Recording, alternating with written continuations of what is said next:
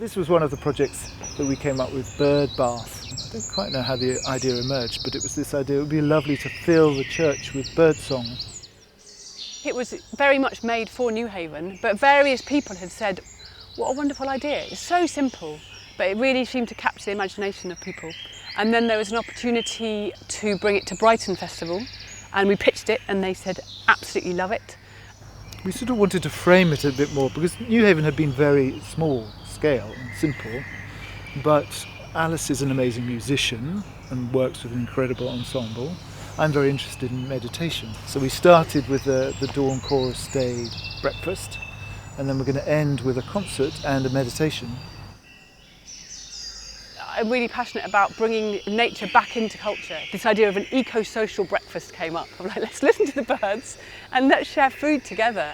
We created a breakfast here this morning for about 40 people in a banquet style down the centre of the church with a table laid with cloths and everything set out, and we like to serve people at the table so they get a full kind of experience, a really kind of generous experience.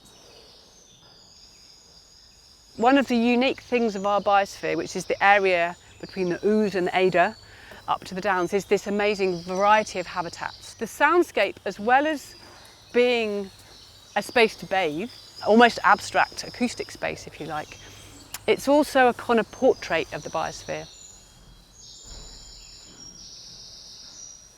For so many reasons it felt really interesting to explore bringing very young children into some of the processes, into some of the philosophies of listening, the practices of listening, the practices of deep listening, some really fun practices of kind of listening with contact mics to trees and to woodlice and amplifying the tiny sounds you don't normally hear. You hear the wind in the trees. You hear that? Yeah. So if you were a creature that lived in the tree, how would you communicate? We listened to like the birds, like plants, like our footstepping, the wind, like all of the trees. Today in the forest we were walking and then we went to listen to what the trees were talking about. During the week it's completely freeform. You can stay for 5 minutes, you can stay for 5 hours, you can do whatever you like. There's no framework at all. It's whatever happens. If you snooze, if you daydream, that's wonderful. And then the concert, of course, is a bit more structured in the sense that I'm going to be inviting us to meditate with the birds, and then Alice is going to invite us to play.